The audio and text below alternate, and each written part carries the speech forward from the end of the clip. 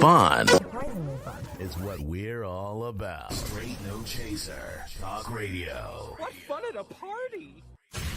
This is Straight No Chaser Talk Radio. We're just getting started. Straight No Chaser Talk Radio. He's drinking that with no chaser. This is Straight No Chaser Talk Radio. We're just getting started. Straight No Chaser Talk Radio. He's drinking that with no chaser.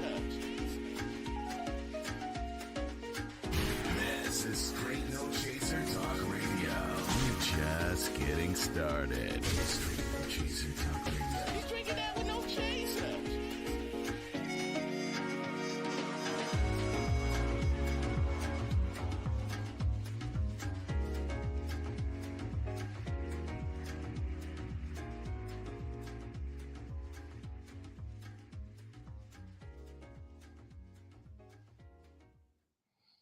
Well, good evening, everyone. Again, it seems like we've done this before. It's your boy B, and we're back. We're back after having some technical difficulties, but we determined we're going to do this thing all over again because we just too excited around here to not get these guys going and share this interview. So, ladies and gentlemen, like I said on our first try, we are just so happy to have in the Brokers Hell studio Mr. Curtis Harmon and Mr. Tony Watson Jr. from the one and only Pieces of a Dream. Yes, sir. Yes, indeed. Yeah, sorry. And of course, you know, that's iconic music, especially if you were 80s babies. Everybody remembers Mount Airy Groove and remember where you were when Mount Airy Groove came out, and you remember grooving the Mount Airy Groove.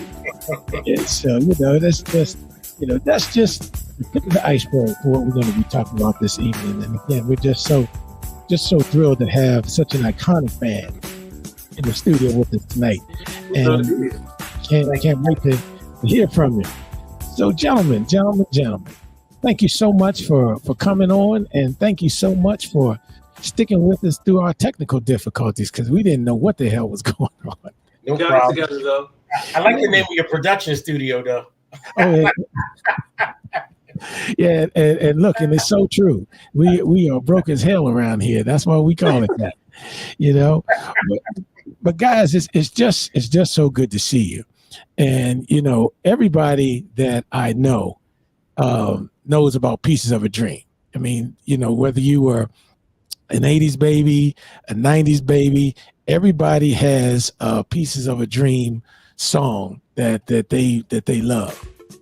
And you know, whether it's warm weather, whether it's 454, whatever it is, you know, up to your new stuff, Into Deep, you know, whatever, you know, some of your more contemporary stuff, you know, everybody has a Pieces of a Dream tune.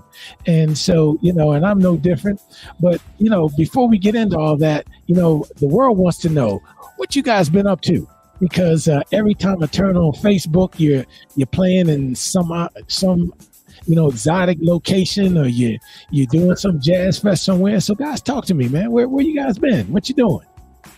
Well, we've been all over, man. We've been, you know, in Texas and Richmond, and we performed here in my hometown, Jersey. This past weekend, we hit all three of those places. So, but you know, we've just been, you know, busy trying to keep ourselves relevant and in the public eye, and you know, letting everybody know that we're still out there.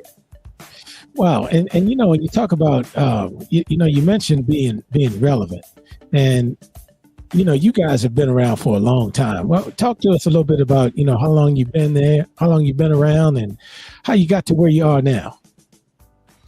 We've been around for actually the 19th of this month was our 48th anniversary. Wow. Did you say 48? 48. That's wow. Right. So we've been through some things through a lot of years.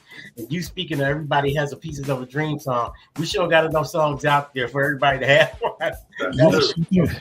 Yes, you do. Yes, you do.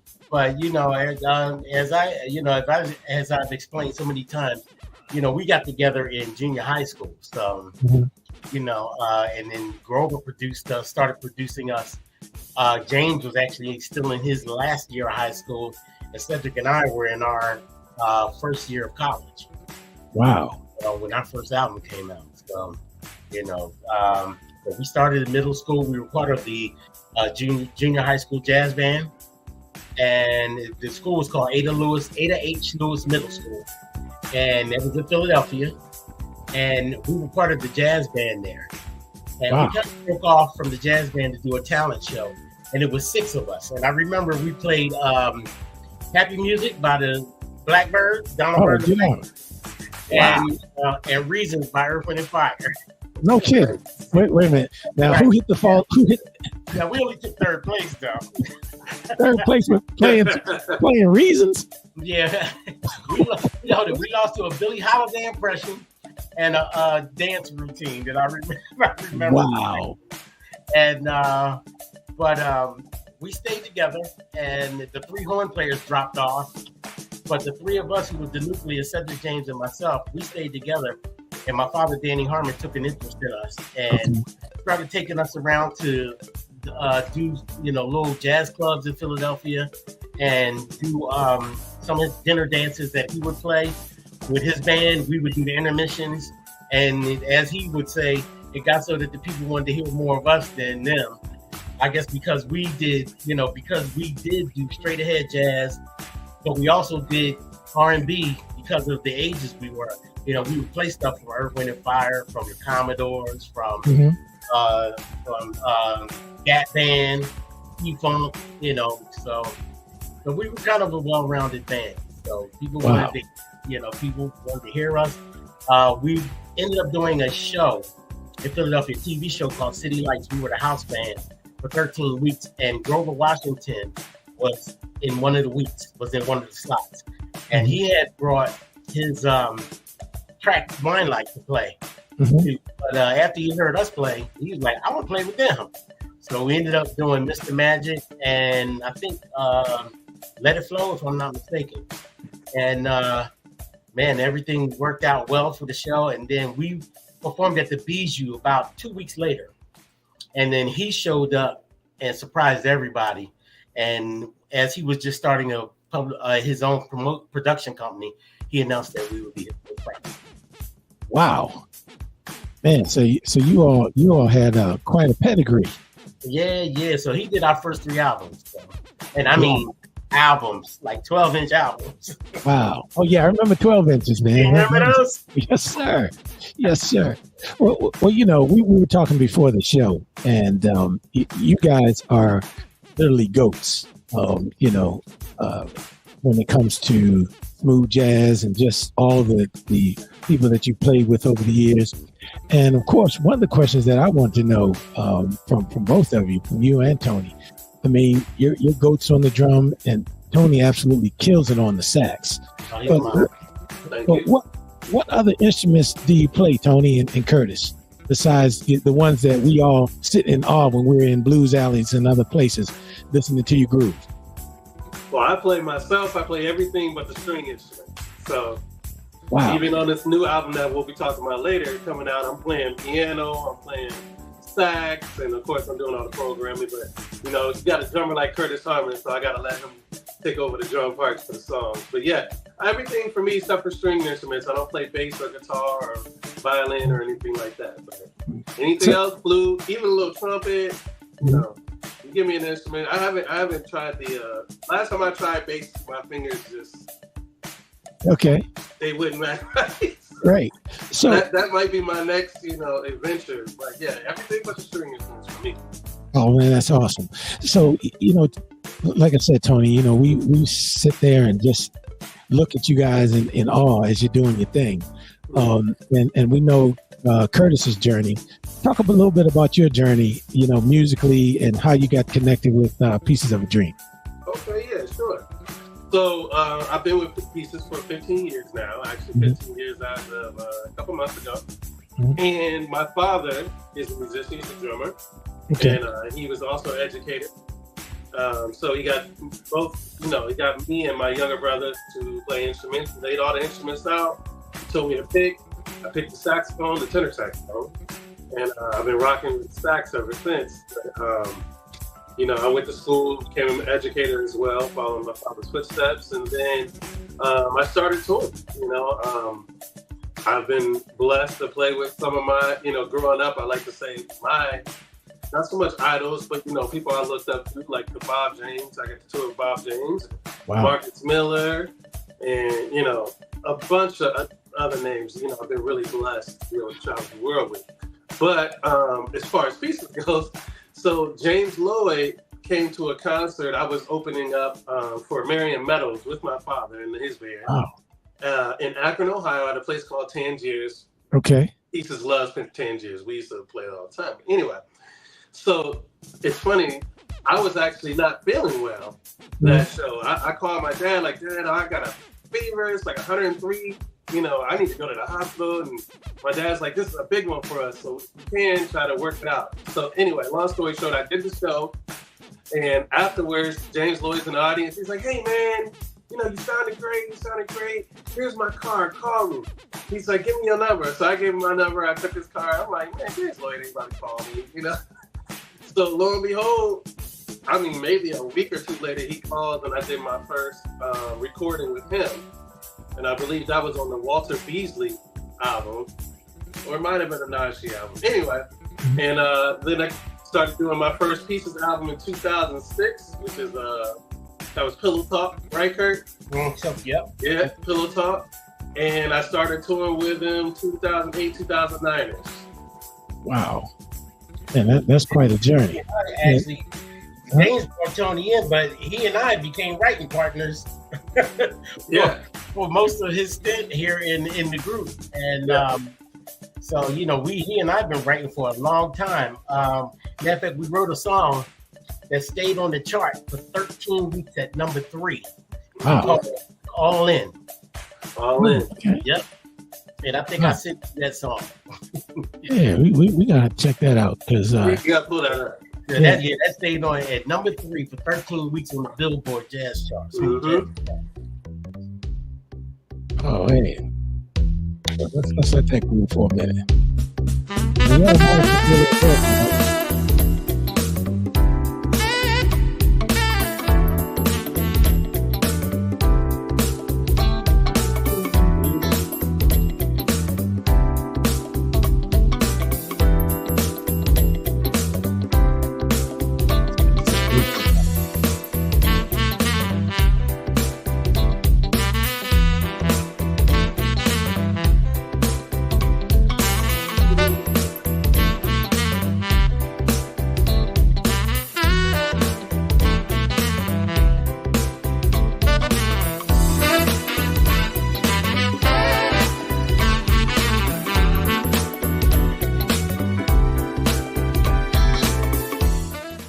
Wow. Now you say that stayed on the charts for how long? 13 weeks. On Billboard. On Billboard. Yeah, that's pretty hot. That song, that was actually supposed to be just a test song because I had just gotten a new keyboard. I think it was the Yamaha Motif 6. And I had just gotten that keyboard and it has a workstation in it, right? Oh, wow. And I didn't have a studio like I have now. So that workstation was all I had in that keyboard. And that song came out of that keyboard, man. This song came out of that? Yep. Wow. Yep. Wow. Yeah, that's really hot. But I had a groove. I sent it to the record company. The record company said, finish this song. So I sent it to Tony, and Tony did all the horn stuff. Wow. So I'm playing everything except the guitar. The guitar is being played by Ron Lawrence. Okay. Well, that's one question I wanted to ask you guys is how do you determine when it's time to bring a new member into Pieces? Do you put a call out or do you just happen to stumble upon somebody? I know, everybody is really loving your new vocalist that you have now and, just hearing all kinds of great things. So how do you know when Pieces of a Dream is looking for a new musician to join the groove? Well, we've always been a band that never likes to get stale. You know what I mean? So we like to keep everything fresh. And so, sometimes like our keyboardist Carolyn, she also doubles on vocals. Okay. So, but then we knew Stacy Richardson for a while, so Okay. we brought her in, because we needed Carolyn behind the keyboards also. So when she's not, behind the keyboards, she comes out with Stacy and does her thing. But I mean, we all take a part in singing. We all take a part in making Pieces of a Dream show, the live show, something that people will remember. It's very versatile.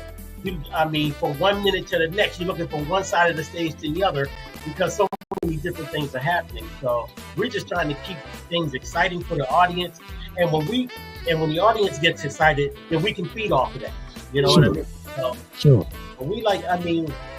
As far as when it's time to get a new member, certain things dictate that. Sure.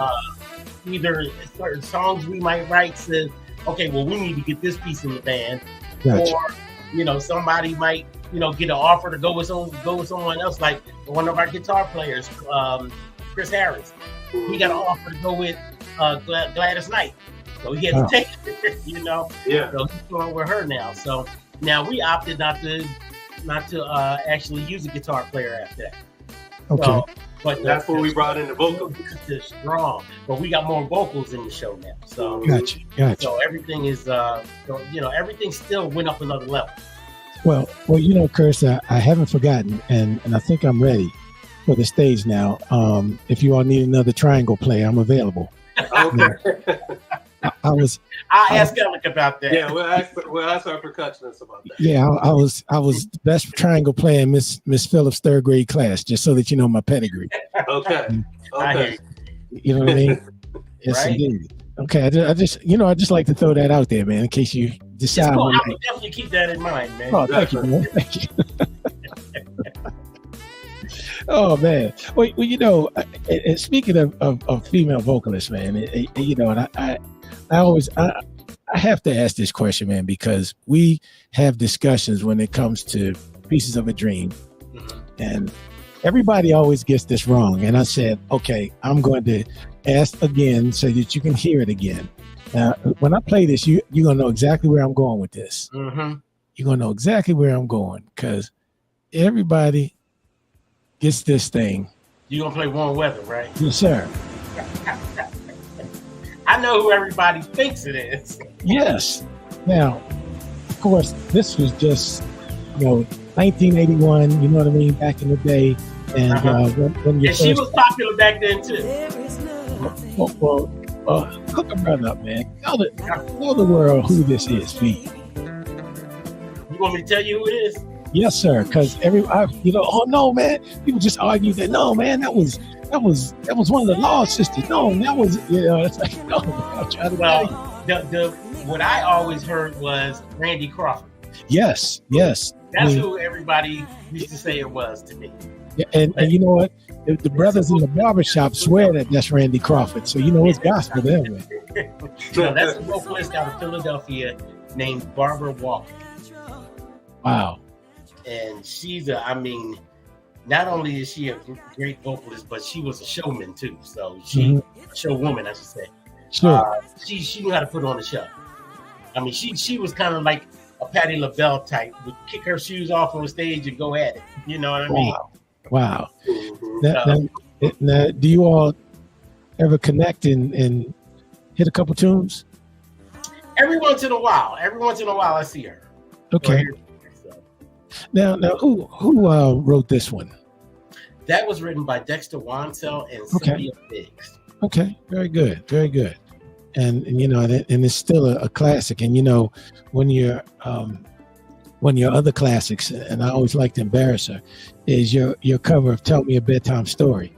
Oh, and there's a Tony. I don't know whether you're aware, man, but we have a mutual friend, my buddy Steve. That was one of his favorite songs. Yes, that's one of Steve's favorite songs. That's right. And we would we were in Blues Alley one night, and of course Pieces was killing it. And so they asked, all right, who wants to hear a certain tune? So my wife said, yeah, I want to hear Tell Me a Bedtime Story, right? So So they get into playing Tell Me a Bedtime Story, and so James looks up and like, well, where's the lady that asked for Tell Me a Bedtime Story? And of course, Stevie has no filter. He's like, oh, she went to the bathroom, And by the time she came out, it was over, right? Yeah, we all grooving, man. And she's like, oh, no. Oh, wow. Can you do it again? Wow, that's messed up. Yeah. No, you missed out on it. Wow, but and of course you're blowing up my chat line. Archie is saying that Davenport. Archie Davenport. He's saying that was a great album, and we were just playing that last song. He said, "Got me hopping." Right. And, yeah, and of course, now of course Steve has to share an anecdote. Steve actually gave me Joyride for Christmas. Oh wow! And Steve and I go way back. I mean, since we were about 5 or 6 years old, and we never were big on formalities. So Stevie gave me the album. He literally popped the bow on it and said, "Here you go, brother. Merry Christmas." And that's how we rolled. But even back then, we were huge fans, and just followed you guys since you started out in the 80s. And I guess how do you maintain your relevance on the scene? Because you guys have been around a long time, and we all know that some groups come, some groups go. Even some of the jazz artists over the years have sort of faded out. It's like, I've never heard about such and such. Are they still playing? Is he still living or whatever? How do you guys maintain your relevance? Go ahead, Tony. Well, I was gonna say, a lot of it is we're still students of our crafts. You know what I mean? And that means that we are always studying and staying up on what's current, current sounds, the current mood of the people who are listening to our genre. And I think that by creatively writing these songs and trying to stay current, that also helps, and that also goes back to what we were talking about with bringing in new members. Of course, Kurt's been here longer than I have, but I think when you keep things fresh like that and you got new faces on the stage, it's always something new. You always want to give the people something new with their eyes. You know what I mean? Even we changed our stage spot around, just to keep it fresh, give something, keep the people's eyes, keep them changing up. You know what I mean? Sure. Not the same old pieces of a dream. We never want to hear that. I think I can speak for everybody on that one. Am I right, Kurt? You got that right. Yes, sir. Yeah, but I think that not being repetitious is one of the keys to our longevity too. It's just like, we don't try to rewrite ourselves. You know what I mean? Wow. Okay. We try to look for a new fresh roads to travel. New fresh avenues as far as our writing, as far as our creativity, even as far as our playing is concerned. We get it, like I lock myself in the studio, get on the drums, man. I try to come up with new things, new ways to solo, just new things to do that will impact not just the audience, but my band too. Sure. To even play differently. You know what I mean? Sure. And give them new and fresh ideas. Wow. Well, one of the things I wanted to know, because you guys always look like you're having so much fun on stage. So I just want to find out, how often do you practice? And I just wanted to see Dr. T, our other co-host, has joined. We've just been invaded. Yes, indeed. How you doing, man? How you doing? All right. Yep. Well, guys, it's been a great show. It's too bad Tony couldn't stay and help us out, man. No, just kidding. No, but I'm sorry. We cut you off. You were talking about... You were saying something. Oh, yeah. No, I was saying that, you all always look like you're having such a blast on stage. Yeah. And I've asked Dr. T, and I'm going to let Dr. T talk about his trio, because this guy is a bona fide musician, has a trio out here in Las Vegas, and got PhDs and MDs and DDSs and ESPNs in music and all kinds of stuff. MOUSEs? MOUSE, that's right.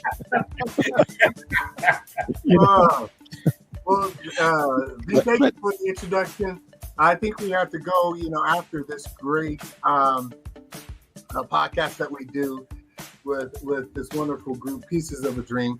I think we need to go back to the Housewives guide, because I told my hold on, let me make sure she's not around.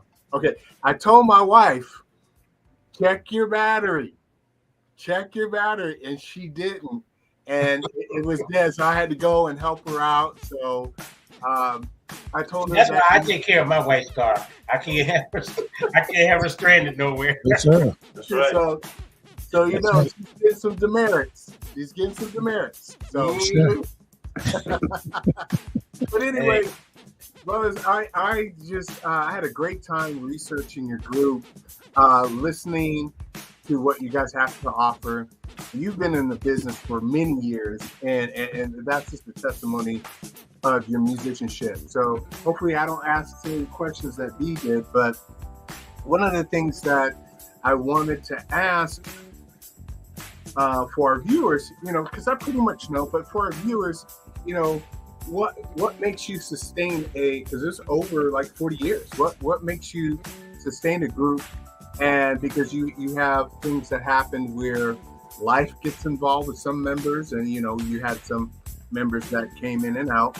So what made you have a great lasting group like yourself that you have?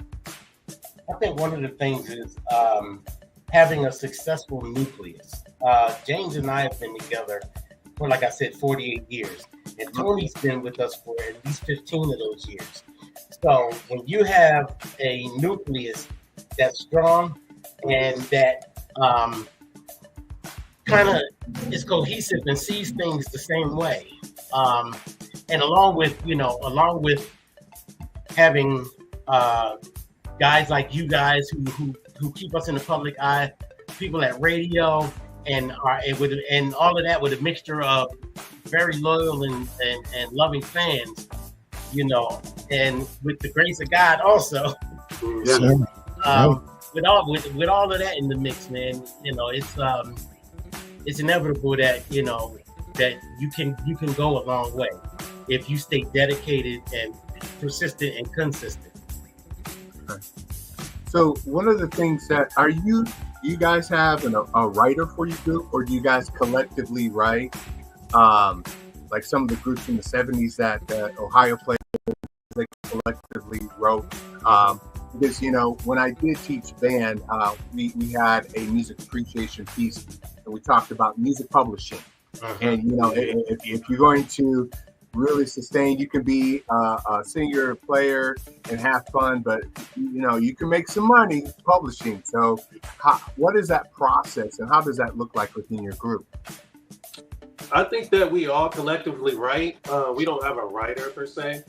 If I have a song and I'll come up with the melody, and then I'll send it over to Kurt and say, hey, Kurt, put a beat to this, or he can take, Kurt, I got a melody, but help me out with the bridge or the hook. We collectively write the songs, which is kind of nice because a lot of groups don't do that. A lot of groups are like, okay, I got this song, here's what I want you to play. Yep. But I feel like the three of us, James will send me a song like, hey, Tone, I got the chords and everything, but put the melody to it. You know what I mean? And we trust each other to do that. Mm-hmm. And we all know what each other like. We've been together for a long time. Like Kurt said, that nucleus keeps us, keep the creativity flowing. And if Kurt hears something that I don't hear, even on my sax stuff, he'll say, hey man, why don't you try this, or vice versa, and I'll do it. So we write all of our songs, not that we're against having somebody write a song for us, but we always end up with more songs than we need for the album. So I don't think writing songs is a problem. And I also think that another thing is that not letting your ego get in the way. Mm-hmm. Some people just want to be like, no, this is my song, I want to write this myself and this and that. Mm-hmm. And I gotta say, I kind of gotten lazy since Tony's been around, because I can write. I write tracks. You know what I mean? I can write everything in the background, and I can write a melody, but I got lazy, and I will pass the track on to Tony and say, here, go ahead, write the melody for this. Yeah. And some of it is knowing that he's good at it and he can do it quickly, and me not wanting to like spend a week where he might spend a day or two to do it. You know what I mean? But you know, the other part of it is trusting that I know he's going to write something that's going to complement everything that I've already done. Mm-hmm. You know what I mean? So my ego is not in the way. It doesn't have to be like totally mine, all mine. You know what I mean? Because I want what's best for the song, not what's best necessarily. You know what I mean? So you know, I've got to move me out of the way sometime and say, okay, this song would be great if I pass this on to him or James or somebody else that might do it, you know, an extraordinary melody for me for it. Like for instance, I ended up doing a melody for a track that somebody else passed to me. So it's not like I can't do a melody, but since Tony's been around, I know I got Tony and I got James. I've just been lazy at doing melodies, that's all. But I've been diligent at doing the rest of the whole tracks. You know what I mean? So,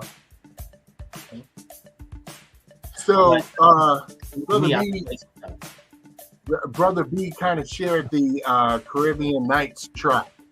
So is that officially out yet? Oh yeah, that's been out. That's been out. That was Caribbean Nights. What was that? 2011. That's on the All In album. Yeah. Okay. I'm sorry. It's just I listened to it. What I enjoyed with especially with that track, I liked how the bass. It had that smooth jazz. It was nice, easy listening to. And what I liked, I believe it was an A, I think, because I was driving when I was listening to it. Mm-hmm. So what I liked was some of the bass part had, you know, you had the sus4 to the 3 on the bottom instead of the root. Which I was like, okay, cool. You usually don't hear that in smooth jazz. And then before you guys went to the hook, there's like a true diminished 5 chord, and I was like, cool. The bass is on the 3rd, and again, you know, me being in music for many years, I maybe I analyze it too much, but I really enjoyed that track because you don't hear that in smooth jazz R&B music where the bass is not just there just to supply the root. You know, it's just like it's coming up right here. And then boom, and I was like, "Whoa, this is crazy. This is good." So, did you guys collectively write it, or is this, you know? Just no, that was one that I wrote the track and I passed it off to Tony. Yeah. Wow, amazing. He did the melody. I did the track, but that's David Dyson playing bass. And I mean, he played it the way I wrote it, you know, but he still added his little flavor in there. You know, that's one of those tracks I said, okay, I got to have live bass on it. You know what I mean? And I had played the bass line that I pretty much liked because it's pretty much what he did. But just wasn't that, you know, bass player flavor that I really was looking for, you know. And sometimes I do bass lines with that flavor, you know, where I'm going, oh, no, I ain't letting nobody touch that bass line. You know what I mean? But that wasn't one of them. That was one I was like, no, I would do this all an injustice if I didn't let a real bass player play. So, Come on. Let's see a couple bars of this thing. Hold on a sec. Let's funky.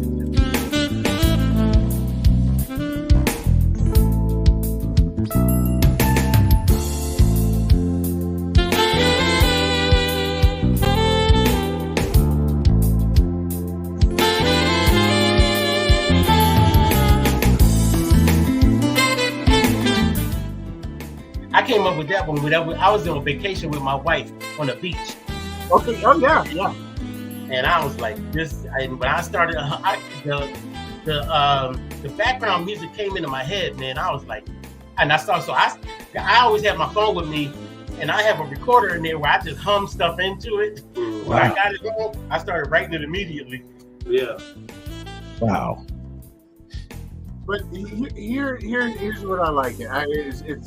It's refreshing to hear you guys, musicians, because I mean, we all know we have some people out there perpetrating, right? So, but it's just really good to hear musicians and okay, we're in smooth jazz, but we're going to take it out of the box just a little bit, and we're going to show off some of our musicianship. So Yeah. no, I appreciate that, and it was great. I think, you know, you always don't want to tell the writer that they're missing something, but Kurt, I think you're missing a trumpet player with the Harmon group. Listen, I just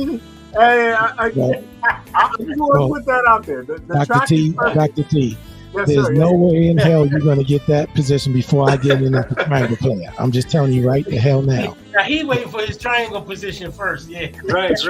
He already That's put right. in for it. In fact, I went to the. That's right. In fact, I went to the triangle union on them guys, man. I was getting spiked. Well, I didn't know there was a union for triangle separately, but I'll check that out. But you know what, though? Back to Dr. T, back to your point, what you were talking about, being able to put things in there like that. You know, I think that we both come from a straight ahead background. You know what I mean? So I think you hear a lot of that in our writing sometimes. And in fact, you probably agree with me. Sometimes it's hard to tame that down. You know, sometimes you want to overdo it. You know, but I think we found the secret sauce and how much to put in and how much to leave out. But I will say, I know, especially for me, you know, a lot of that is my straight ahead background. Okay. And for me, you know, I think smooth jazz can be a little more eclectic than it has been. You know what I mean? It doesn't have to necessarily follow one or two molds all the time. Right. You know, and I just like when we come up with stuff like this and stuff like there's another song I sent you, Mike, called "Feeling Good."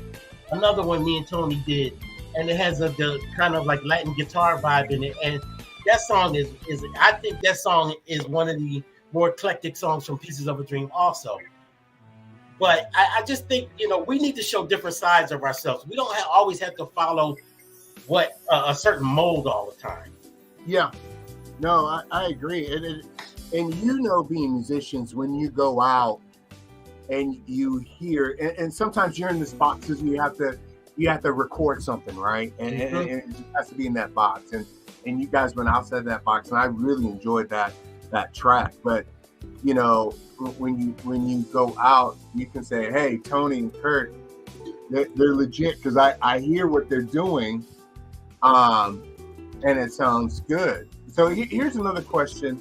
I know the answer to this, but you have your major fans that follow you wherever you go, and going on your webpage, you have a engagement on my birthday, but I won't be able to go back on the East Coast on that date. But when is your birthday?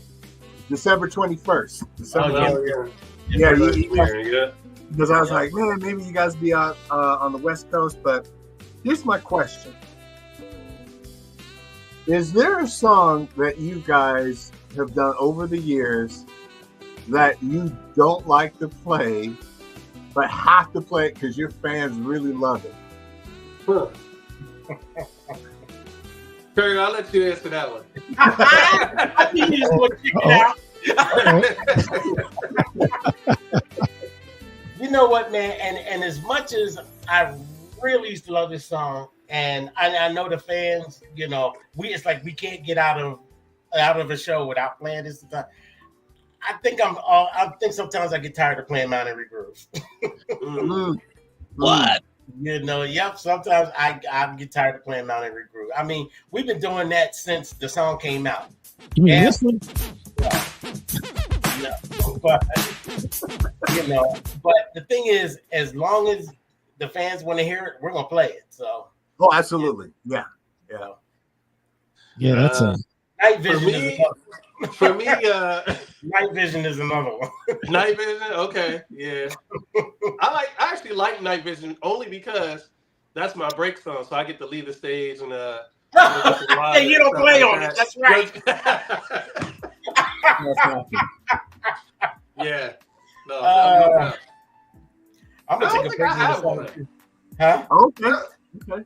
I think that we've done a good job of getting in and out of the songs that we don't want to play, and people don't even know. We turn them into a medley. Yep. Yeah. What we need to do is make a short medley of some of those favorite songs. Stick it in our remember this part of the show, and then you know, and hit it, quit it, and keep it moving. That's very smart. You give them 8, 16 bars. Yeah. Get out. Yeah. Yeah. You know what? I mean, Okay. we've got 23 to 25 albums out. Yeah. So, that's well over a couple hundred songs, man. So, Yep. every show that we do, it's always somebody say, I didn't hear my song. Yeah, every time. Yeah. What? Yeah. Like, every show, somebody's not going to hear their song because it's just not enough time. Yeah. That's Yeah. fun. We got rid of the song I didn't like to play anymore. Or I got tired Which of one was that? Anywhere You Are. Yeah. That's the song I wrote for my wife. But he's been playing that since he got in a band. So 15 years. And it's a crowd pleaser, It really is. and I do my thing on it. But I mean, we played that thing for a good 12, 13 years. Mm-hmm. Oh wow. Wow. My wife got tired of hearing it. And it's Yes, she did. for her. That's funny. But it doesn't say. It had its run. It had a good run. So Yeah, it did. now I'm waiting to get rid of Night Vision because that had a good run too. So Something else. James says he has a new Night Vision for this next album. So. uh-oh. I can't wait. This is classic. I'm actually working on it right now. I'm putting sax on it. I was putting sax on it before we got on the thing. So. Okay. So we're close to finishing the new album. Okay, good. So hopefully we'll have a maybe a January, February release, and something new for the new year. Yeah. Oh, that's awesome. And guys, one of the things I want to know, with all the music that you put out, do you practice at all? Or do you get together and practice? Or you just kind of, for example, if you're playing Cleveland next week and you say we're playing X, Y, and Z PDQ, do you practice those things or do you just kind of walk in and just kind of go with the flow? I've been with the band 15 years and we've had 2 rehearsals since I've been in Wow. We have more than that. No, we had actually 2 rehearsals. We practice every time we put out a new album. That's when we basically rehearse. And the rest of it, we try to come up with on stage. Wow.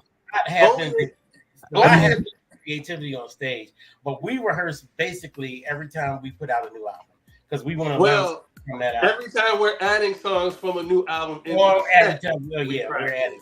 Not after every album. But I'll say this. I never had rehearsals with any of the groups I played with. It's people count on your professionalism. They send you the music. You got to learn it, and then during sound check, you go through the ins and outs.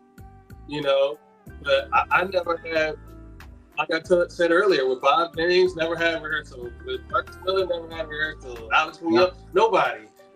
But with Pieces, it's even easier because we've all been together for so long. Sure. Me, Kurt, James, and David. And David's been 16, 17 years? Yep. About that. So we've been together long enough where we know each other. So it is time to put together a new show, though. Wow. Well, you guys, we hire the top-notch musicians. So we send them the music when we're getting ready to rehearse. We send the music. We try to send it about a month in advance. Everybody learns it at home. So when we get to rehearsal, we run through the song. All we got to do is put we got to put an ending on the song, figure out who's going to do the solos, and then choreograph the show itself. We don't spend time at rehearsal learning the song. That's supposed to be done at home with everybody. Yeah, young musicians. Rehearsal is not for learning the song. Right. Learn the song before you get there. That's right. Rehearsal is for putting the show together. That's right. Well, I have to know, have you ever had someone audition for you, if you will, and over the years, and it was almost like those Christmas shows that your mom and dad used to have to go to where you're singing all off key and it's like, oh, that's my baby. That's wonderful. Oh, wow. Have you ever had? We've actually, when we get somebody new in the band, we've actually heard them already with somebody else. Okay. Yeah. Gotcha. Okay. Nobody in the band is going to recommend, somebody like that. You know what I mean? Okay. Right. Okay. Because it's our name on the line. Right. Okay. Exactly. Yeah. Oh, by the way, Tony is the newest partner actually too. Oh, congratulations. Yeah, Congratulations. Thank you. Right. Thank you. All right. He's the first one actually ever to make part. Wow. Oh, that's awesome. That explains all the pieces of a dream regalia I see in the background. Oh yeah, our new logo. Yeah, that's our new logo and everything. Yeah, I like that. Nice. Nice. Very nice. I Very chose nice. to show instruments and stuff. So. Yeah, I see, man. Wow. Well, you know, you guys were rolling through these songs so quickly, and you just lighten up the chat. And RG said that talking about Dave Dyson is a beast. Oh yeah. And, Oh yeah. And of course, Steve said, "Believe me when I say believe me when I say they kill Caribbean Nights live." So that's still a fan favorite. And then somebody else said, "Yep, quit being nice. It's fire." Uh-oh. So you know, folks are getting it in on the chat, man. You guys are lighting it up. You guys got to bring us to Vegas, man. Yeah. Oh, absolutely. Absolutely. We The used to do, problem what was is- the one we used to do? The City of Lights Festival? City of like, Yep. Yeah. Yep. Is Yeah. that still happening? Oh. Yeah. Uh, I don't think they've announced that this year. I don't think they That's have. the one down at the downtown near the Yeah, outside at the little Museum, right? amphitheater or whatever. yeah, it was in a little amphitheater. yeah. I thought Not a little something amphitheater, else. but It's at the county center, now the city center at downtown near the outlet mall. so do you have a Las Vegas Jazz Festival? I don't think we have a Las Vegas Jazz Festival. No. No. No. But we need to get that going, man, because we, Mhm. you know, you guys would be a big draw out here, and we'd love to sit up in there, and then Susan would finally be able to hear her song without running to the restroom. Yeah. You know, And I can see the Caribbean Nights. you know what I mean? I know, right? See, because I don't Because know, Kurt. We you- might have to. I wanted to get rid of Caribbean Nights too out of the set because we've been doing that for a long time. Well, we might have to bring them back for just that one show. Yeah, that's what show. here's the thing, because you have the triangle there for about 8-16 bars because it's in and out. Because I heard it. So Yep. you can open for solos for Brother B to play the triangle, and then I can No, Dr. T, the hell with it. I'm going back to the Union. I'm going back to the Triangle Union. We're gonna work this out. I'm sure y'all will work it out. Yeah. Yeah, but you know, one thing I do have to ask you about. You know, we couldn't let you get away without giving us the story behind this classic right here. And I'm glad you didn't say this wasn't one of the ones you don't like to play. That's the last one to pass. That was Everybody likes. Sixers back in 1983 So, when the NBA World Championship. uh-huh. Moses Malone said they were going to do it in 4 games, but they ended up doing it in 4, 5, 4. Yeah. Sir. As a matter of fact, Moses is on the album on that song saying it too. Oh, is that right? Yep. Wow. Yeah, that's such a classic, and every concert we've been to, and you guys have done it, man. We're good then, man. You know what I mean? It's like, oh yeah, Yeah. now I'm ready. Yeah, they killed it. Yes, Yeah, indeed. we actually switched that song up. Now Kurt comes down front. He gets off the drums, comes down front, and he sings the song in front of the crowd. Really? Yeah, you gotta come check it out. See? Yeah, Alex switches from percussion to drums. Wow. That's what we're talking about keeping it fresh. Yeah, you that's know? what we're talking about, keeping it, fresh and Yeah. and keeping Yeah. things on stage so that people don't get bored with what they see. Because if Right. everybody's just sitting in the same position doing the same thing, it's not going to be an exciting show. Absolutely. Absolutely. And you know, I guess I forgot to ask, how do you choreograph your show? I mean, how do you go about that? Do you guys say, okay, we're doing this song, then we're doing X, Y, and Z? Who primarily does that, or is that a group thing? It's somewhat a group thing, but Tony has has come with a lot of the fresh ideas, especially like for the intro of the show, and somewhat the way the show kind of runs. Because we don't want because we've been doing shows that are shorter time lengths because of, a lot of them are festivals and stuff, so they don't allow you to play but for so long. Sure. We have to like kind of fit a lot of the stuff that we can do into a shorter amount of time. Yeah. But even our keyboard player, Carolyn, she comes off the keyboards and comes out and sings with Stacy on one of the songs. And, we feature Alec on one of the songs where we go into some retro stuff. I don't want to spoil surprises and everything, but we go into some retro stuff that, some of people's favorite songs from back in the day. And, so we not only do a lot of our own stuff, but we do a couple of the favorites from back in the day. And then we do a finale that's, pretty much on fire. Yeah. But the three of us collectively, usually before every show, we get together and we say, okay, what's the order of the show? How much time do we have? Okay, are we going to do half of this song, or should we medley the song? So usually, James, Kurt, and myself, we sit down and every show we write down the song list and go from there. Wow. But a lot of the things, like a lot of the movement and things like that, we're just doing on the fly.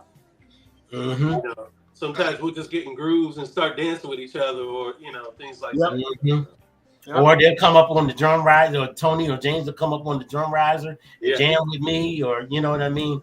So we just like to keep it, exciting, not just sounding but looking also. Yep. And plus, we try to give a high energy show. Yeah. We're not spring chickens, but we in good shape. So. So, question: you have this wonderful group. Do you guys have any students in your personal studio? Say again. I'm sorry. Do you guys have any students in your personal studio where they're taking lessons from you, either songwriting or maybe to learn the craft of the instrument? I was teaching lessons over Zoom. Okay. Yeah. I taught middle school band for a long time. Oh wow. But then my tour schedule got heavy, and so I'm no longer teaching. Plus, I don't live in Ohio anymore. So, but I did a lot of that for a long time. So nobody currently. Okay. Well, as a band director, I mean, you understand that sometimes it dampens on your creativity because you're teaching the kids how to play, and then when you get home, you're a little tired and like, do I want to play? Do I want to practice? But I hear you because I've done it for 5 years, and I was a high school band director for 6. Okay, yeah. So yeah, good for you that you could do it. When Vegas was hot, we had some cats that were great musicians that were even elementary school specialists, junior high band directors that did play on the Strip. Mm-hmm. It kind of wore them down because you get done at 1, 2 o'clock, and then that 5 o'clock, 6 o'clock alarm hits. It's rough.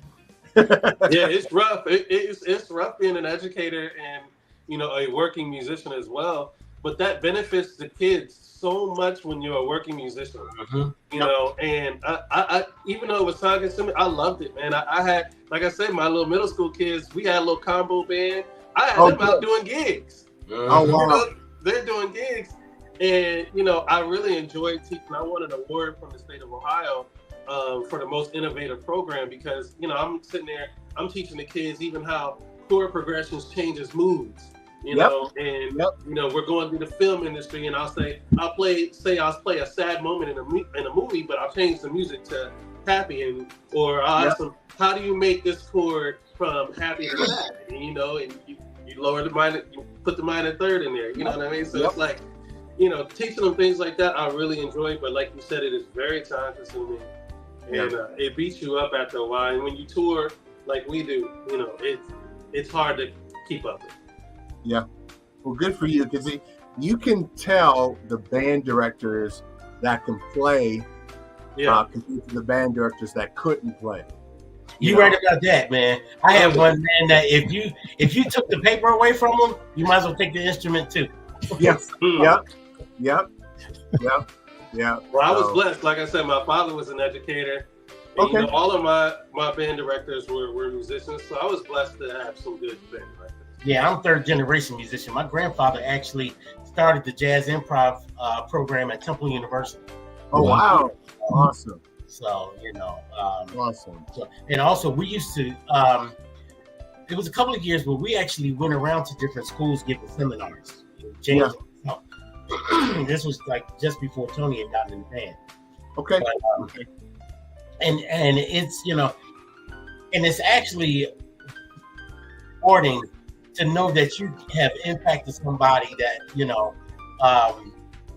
that wanted to play and now they're playing. You know what I mean? Because of something you did, something you said. A friend of mine, Martin Walters, who actually mixes our albums, he actually had a kid play on one of the songs that Tony and I wrote. Awesome. And he had a kid play trumpet. He said the kid is not really a soloist yet, but he has a great sound. And he played trumpet. He did the high notes on the song, man, and knocked it out the box, man. Yeah. And he wrote me an email thanking me for giving him the opportunity to, be on an album and everything. And saying, man, you did the thing on this.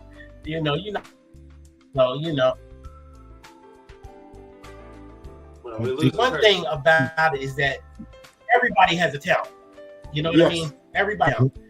And it's up to us as mentors and even us as parents to find our kids' talents and help them nurture them, help them develop them so that their careers can possibly start early. Because a kid off the street is a kid out of trouble. You know what I mean? So to help them find those talents, man, and help them build on those talents. Yeah. Absolutely. Well, gentlemen, do you think, where do you see smooth jazz in the future? When you look at some of the other genres, when you look at the hip hop generation, when you look at some of the other music that's out here, and you see, like Dr. T said, some of the musicmanship, I just made up a word there, has started to go south. As opposed to, just having raw musicians that understand chord changes and flats and sharps in the whole nine yards. Where do you see the jazz genre going in the future? Are you confident with it? What do you see down the road a few minutes? Well, I'll say this. I think it's important to have people like Dr. T and other, educators who are willing to keep it alive, because unfortunately, when budget cuts come down, the first thing to go in the schools are the arts. Yeah, that's true. And if we are not teaching our young people the arts, when they grow up, they're not going to be artists. It's a very simple equation that a lot of these educational, the people who are the lead in education don't understand. So unfortunately, if it keeps in that direction, there might not be jazz in 20, 30 years down the road. Oh. Because it's not being taught in schools. A lot of schools don't have a music program. So that is very difficult to see and a very difficult thing to change. We got to keep the arts in the schools. Have to. Wow. I also think that if we have people coming up like Eric Darius, who's young, you know what I mean, and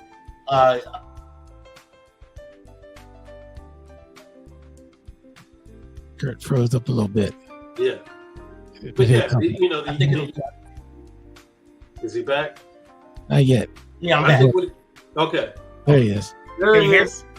Yep. No. Yeah, I was like, we have people. As long as we have interested youngsters getting more into jazz and smooth jazz, following the steps, people like Eric Darius, Julian Vaughn, people who are younger than we are that are coming in the smooth jazz genre, I think it'll be fine. I think that they will feel like that can entice more youngsters to come into this genre music. Mm-hmm. I think smooth jazz will be fine. I would like to see it merge with other types of music, such as hip hop, such as maybe stuff with some Latin feels like we do. You know what I mean? But like I That's said, what I'm I like saying, to though. see Smooth Jazz a little more eclectic than it is now. And too Well, much, that- not just one pattern. Yeah. That's exactly what I'm saying, though. It's like if you take one of my favorite hip hop groups is a Tribe Called Quest. In fact, I think they are my favorite. Yes, it. And if you listen to Tribe Called Quest, they always have these old school jazz songs in their tracks. You know, but that's because there were arts in the school. They learned that stuff. Somebody was listening to that and turned them on to that. And if you don't have people doing that, you know, it's hard to keep the genre alive. Sure. You know? Because you got to make it interesting for the youngsters to want to be a part of this. Sure. You know, because if we don't make it interesting, it's going to, it's just going to fade away. So it may take a Tribe Called Quest collaboration with Smooth Jazz, you know, or whoever is the hot hip hop now. You know, it may take a collaboration like that to keep it alive and bring it back in. You know, like, oh, that's hot. You know. So. Well, you know, That's why I like to see us, you know, as Pieces of a Dream. We add a lot of funk into our shows, you know, and even into our songs. You know, what we write is smooth jazz, but it has somewhat of a funk base to it too. Yeah. And well, that leads me to the next question, because you were talking about, you know, how the music has been influenced. So let me ask the both of you, who had the biggest influence on your music life?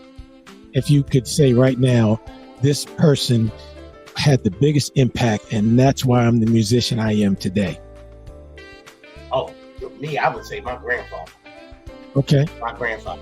Because one day we were riding in the car, and I was already playing drums, and he looked at me, what do you want to do with your music? You know, what do you want to do in music? And I didn't know what he was talking about. What he was talking about is, you want to just play drums and that's all? Or do you want to produce it and play it? You know, do you want the full scope, or do you just want to play drums? So, and that was something I had to think about. If I wanted to do everything I'm doing now, it took a lot of work. You know what I mean? I had to buckle down. That means I took piano lessons from him. Harmony and theory. I was taking college harmony and theory in high school. Yeah. So, you know, I had to do my homework to do this. So, you know, and there's not a whole lot of drummers that write a lot of music, you know, that I know. You know, there are some, but not a whole lot of them. So I'm just happy to be one of them. You know. For me, it's my father. 100% my father. You know, him being an educator and a jazz musician himself. You know, he turned me on to a lot of great music, including Pieces of a Dream. So it's crazy, you know, growing up hearing them and now being a partner in the group. You know, and I can say that, you know, a lot of my jazz heroes I've been able to share the stage with. So definitely my father. Awesome. Dr. T. Well, I can attest with Kurt and Tony. I think, you know, you can see how they lit up when they're talking about how successful their students are in the music industry and just understanding music. And that's the biggest compliment to a music teacher. You know, I know Tony talked about, you know, and Kurt regarding Latin. You know, one of the kids that I started playing trumpet, you know, he plays for the Latin Grammys in Las Vegas. He's a top artist that they get to play trumpet. And I have some guys that I taught that play in the gospel realm. So, you know, I totally understand that. Hey, that's the biggest compliment when your students surpass you and they're doing well. So, you know, congratulations to both of you. So thank you. You know, I just, you know, it's great having you on the show. It's great listening to your music. And, you know, when I did the research, I'm like, what? what's 454? And I was like, I don't understand it. So I went on YouTube and I saw the video, and just quality music. So as a musician to musicians, thank you, because we're getting old, right? Let's be honest, we're getting old. No, we're just getting better. That's all. Getting better, brothers. Hey, I would say, Kurt said young musicians like Eric Darius and Julian Vaughn. I think they're both older than me. I'm just Well, I don't know if Eric's older than you. Here's the funny thing about it, because we're talking about the progression of music and where it's going, and when we were young, even R&B was good, So now, I have kids in high school, and then I have my students that I have in high school, and it's very important that I'm not a stuck-up musician and don't watch like the MTV and BET Awards. So this summer I turned on the BET Awards, and I said, you know what, I had enough. I can't do it. I can't listen to it. And how, as strong musicians, because you guys talked about your background, Kurt with grandfather, and Tony with your educators in your life, we discussed that, hey, they're taking music out of the schools. And even when we grew up with the rap artists, NC Light, LL Cool J, or the commercial KRS-One, I mean, I wasn't a rap fan, but I'm like, okay, this makes sense. But now you have these rappers, and they try to sing, they're in a totally different key, and I'm just like, oh my God, I got to cover my ears. The backup track, the singers are in another key, and it's just crazy. I know you guys are hearing it, but what's the solution to stop the madness? Because it's getting worse and worse. So what do you have to say about that? I think that's what's happening from my perspective, is that the people, not the people, but the people, the consumer, the fans, are more in love with the lifestyle than they are with the actual music. Okay. So they don't care what they hear. You know what I mean? It's like they hear a good beat and a little catchy hook. They don't care if they're using auto-tone or anything like that. And that's what I mean about the education. Like, they don't care. It's everything now is about lifestyle. Yeah. And they like what they see. They like that hip hop lifestyle. Where hip hop used to talk about things. You said, now they don't talk about anything. They talk about clubbing and smoking and sex and the young people like that. They think that that's what life is supposed to be. They think that they're supposed to have that kind of money. That it's almost an entitlement. Almost, it's like, I should have everything they're talking about, and I'm going to act and live as if I do, even though I don't. Yeah. You also have to remember it's a youth-driven lifestyle at that point. That's true. Young people dictate, who the biggest Grammys are, who the biggest Grammys go to, and who the biggest stars are.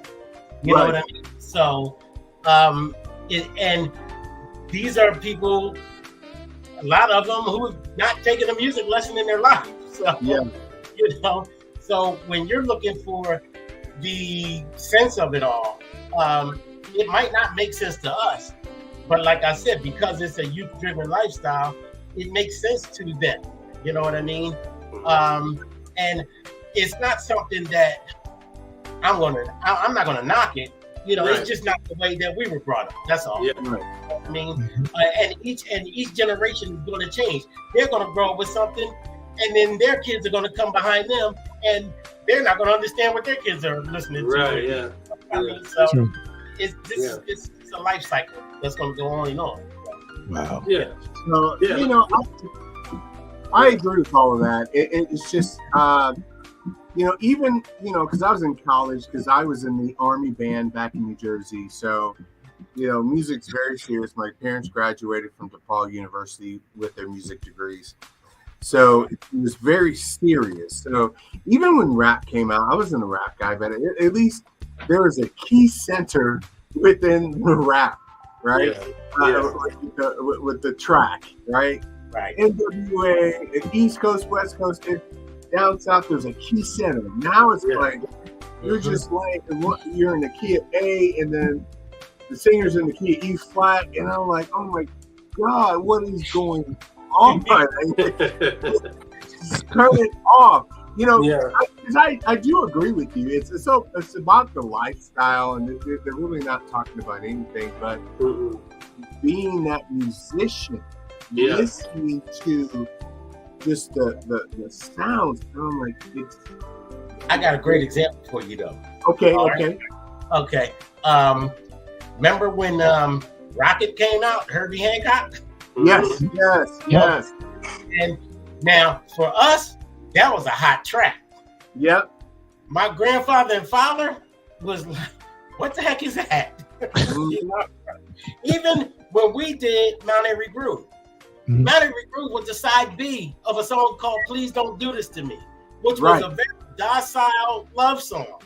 You know what I mean? But then Grover calls us and said, look, we got to go back in the studio and remix Mount Airy Groove. The DJs are flipping the record over.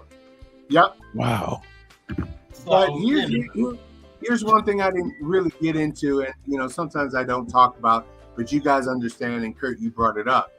You have the snob musicians where they're in their craft, where, you know, my dad, he was a traditional jazz swing big band artist. So was mine. Okay, so we all understand this. So when you have Herbie Hancock that played with Miles Davis, and he sold out, right? Because that was the term. He sold out to write that song. And so I'm having arguments with my dad, like, hey, you know, it sounds good. What's wrong? Oh, he sold out. He sold out to do R&B, to do, you know. I'm like, well, he already proven himself as a jazz pianist. Right. Exactly. He didn't sell out. He got innovative. That's what he did. Correct. He got innovative and sold records. Right.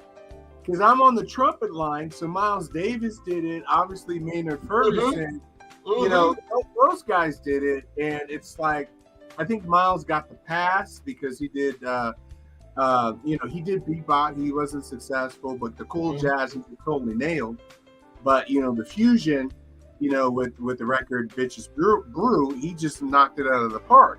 So that's where he got a pass. But I'm like, okay, when I was in college and playing traditional jazz, oh, you don't want to sell out. But, you know, these guys are good musicians. And let's be honest, we need to feed our families, right? Right. Yeah. People are listening to, and but, you know, Kurt, I'm glad you brought it up. I wasn't going to, but I mean, we all know those traditionalists that, okay, if you're swing big band, you better stay there, or you're a sellout. Better not. But I can argue that in the 80s, you have some great R&B bands like yours that, you know, that are musicians, like true musicians. Earth, Wind and Fire, they're musicians. Commodore, they're musicians. Yes, Lord. You know, even a P-Funk, Parliament Funkadelic, those guys are musicians. Oh, yeah. You know, it's just, you know, it's just who you like and who you don't like. You know, it's not, you know, this is not really difficult. It's not rocket science, you know. I mean, let's face it, Herbie Hancock, when he did Rocket, he wasn't 80 years old. You know what I mean? Also, you know, my father was my original manager, right? Was our original manager. He sat us down when it was just the three of us. We listened to the MJQs, Three Sounds, Oscar Peterson, Ahmed Jamal, Count Basie, people like, so we knew how to swing, and we knew how to still play R&B too. So we were building the youngest jazz trio in the world, and at ages 11 and 13. You know, but still, I mean, but what we learned from that is that we also have to find our own identity. You know what I mean? So the smooth jazz term wasn't even around when we actually started doing smooth jazz. Right.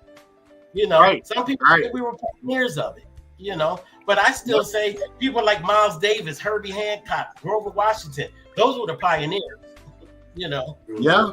So I'll say this real quick. We may be the first one to bring it to R&B radio. That's Here's how I've come to terms with what is happening now in the music industry is every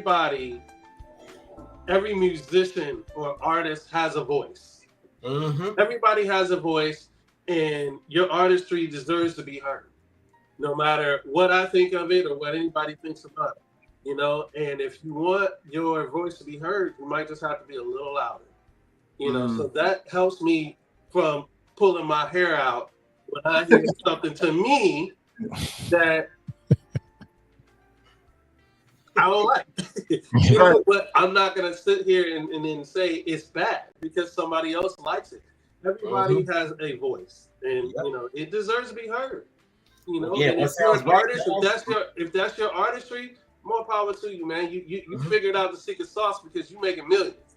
You know, what sounds whack to us may sound great to somebody else, and vice versa.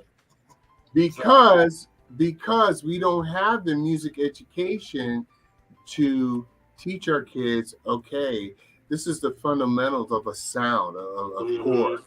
Here's a minor chord, here's a major chord. You even said auto tunes. Now, I play trumpet for a reason.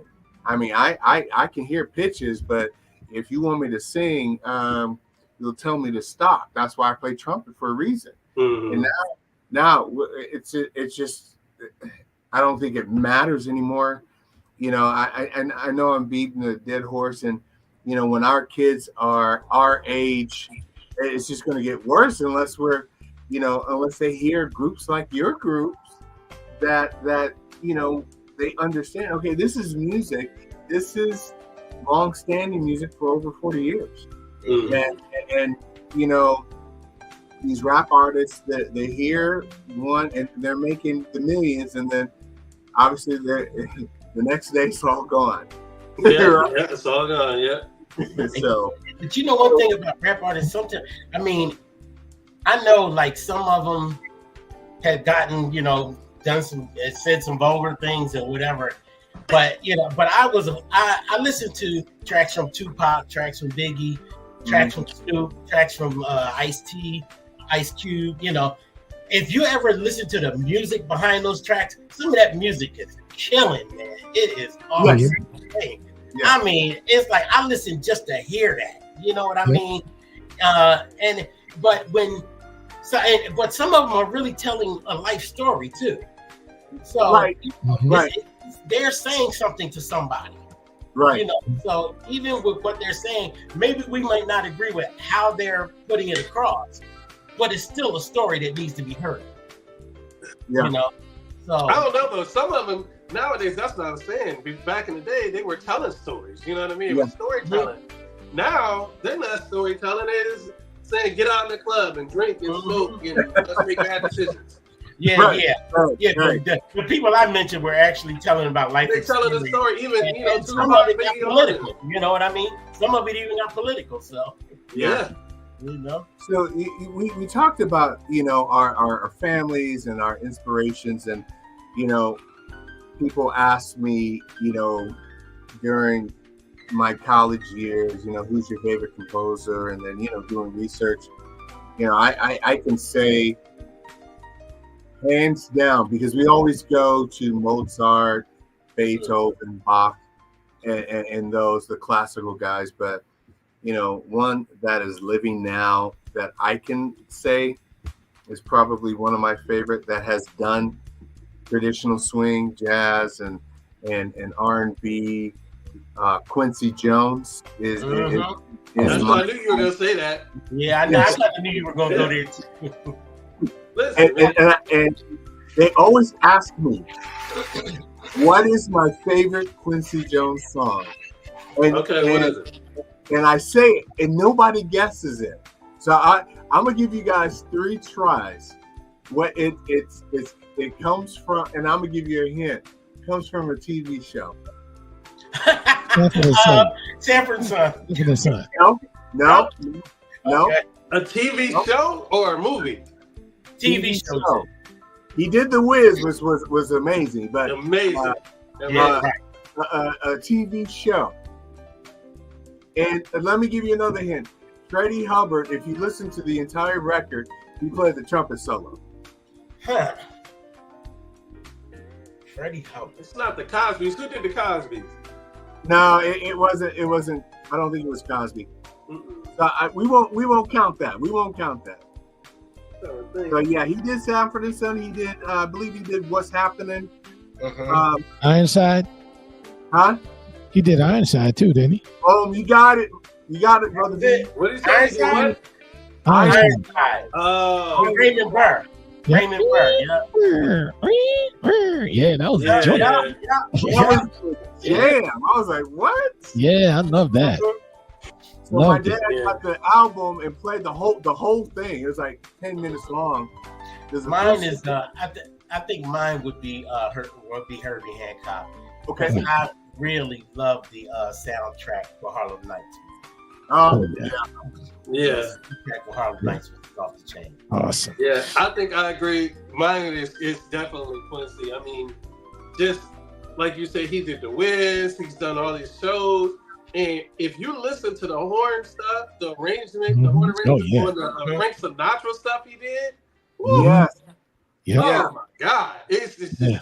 killing. Like it's just, it's to me, it's Frank's best stuff. You know what I mean? Right, You got the right. stabbing, and I'm like, whoa, yes. Now I also like the stuff he did, the production on Michael Jackson stuff too. Yeah. Oh, And George, Yeah, and that's George all Benson. Quincy. Everybody That- thinks that's that all was right. Michael. That's all what was Quincy. timeless. I That's saw right. Quincy. And it escapes me who played trumpet. And playing all that stuff, trumpet with all that high stuff, the fast stuff. One of my favorite popular songs that he did was Ain't No Corrida. So Yeah, I know Karita. I Yes, really sir. enjoyed that. So yeah, Well- gentlemen, it's such a pleasure. Such Yes, a pleasure. indeed. to talk to Been a you. real- And gentlemen, once we go off the air, if you guys can stay back for like 5 or 10 minutes, once we go off, just want to have a quick conversation with you. But as Dr. T said, man, this has just been an incredible conversation. I mean, we just really appreciate you guys coming, but I couldn't go without adding this. I had to make sure that I reminded Brother Curtis, you be careful. Yeah, tell Steve I said what's up too. Inside joke. Inside joke. Yes. I just wanted to thank James Robinson Sr. and Rodney Jordan and Steve and Rob and just all the folks that were listening and commenting tonight. Can I say something right quick? Yes, sir. James Robinson Sr. is my pastor. Wow. We did a gospel album together. And Yes. that gospel album won the 2016 Radio Alliance Award for CD of the Year and Song of the Year. Wow. And so shout your pastor and your church out, man. Don't get yourself in trouble. That's Pastor James, Reverend Dr. James Michael Robinson. And my church is Community Baptist Church here in Plainfield, New Jersey. Okay, man. You get in trouble, man. You don't shout it out right. Yeah, Plainfield, New Jersey. That's right. That's outstanding, sir. Well, Dr. Where I was Robinson- actually a deacon too. that's right. Yeah. Yeah. Well, Deacon Harmon, we certainly appreciate you, man. And Tony, thank you so much for coming out. But guys, this has just been an incredible evening, man. And before I close it out, man, I got to turn it over to Dr. T because he's been so excited this week, man. Saying, "Oh my God, took me some dreams going on, man. I got CDs, and then I got this, and I can't close it out till Dr. T has a few closing words, and then we'll get out of here." Well, thank you for listening. It's been a pleasure, Pieces of a Dream, to have you here, Kurt and Tony, and all of our online guests. Thank you for coming and listening to Straight No Chaser Talk Radio. Have a good evening. Thank you. Good evening. Thank you so much for having us, guys. Yeah, it's just been amazing, guys, and we certainly Appreciate you guys for, stopping through. And, any parting words, gentlemen, before we get out of here? Please tell the public how they can keep up with you, your Facebook page and all that stuff. We can't let you go without that. Well, we are on Facebook. We just redid a brand new website, piecesofadream.net. You can go there. Piecesofadream.net. Piecesofadream.net. You can also reach us on Instagram, Facebook, and all the social media platforms. Awesome. And Tony, any parting words, sir? New partner? Thank you for having us. Look out for the new album in 2025. Got a couple different things happening on there, so we're excited to release it and get out there, put together a new show, and we'll keep in mind all these shout outs, the Caribbean nights and stuff. I wanted to ask it, but we might have to revisit it now after everybody shouted it out. But yeah, again, thanks for having us. And young people, one more time, rehearsals is not for learning music. Learn it before you get there. All right. And also, parents, don't forget, nurture your kids' talent. Yep. Find that talent and start developing it early. Yep. That'll give them something to do. Keep them busy. Keep them off the street. Keep them out of trouble. Yep. Outstanding. Well, gentlemen, we certainly appreciate you being here. And of course, family, it's been a great show. And so we want to thank our guests, Curtis Harmon and Tony Watson Jr. for joining us today. We certainly appreciate that. Indeed. And of course, if there's any doubt, these gentlemen are part of the iconic, the great, the all just amazing Pieces of a Dream. And we're just so grateful that we had you guys on tonight. And gentlemen, as always, man, you're always welcome to come on the show and join us. And we thank you for coming to join us here in the Virtual Studio, because this is where we try to make it happen. And we certainly appreciate you showing up and showing out. And so to our audience, as always, we appreciate you joining Straight No Chase. We just thank you for allowing us to bring you the issue Straight No Chase, because we only serve the heart. So get out there, have some fun, but most importantly, listen to Pieces of a Dream as they take us out. Have a good one.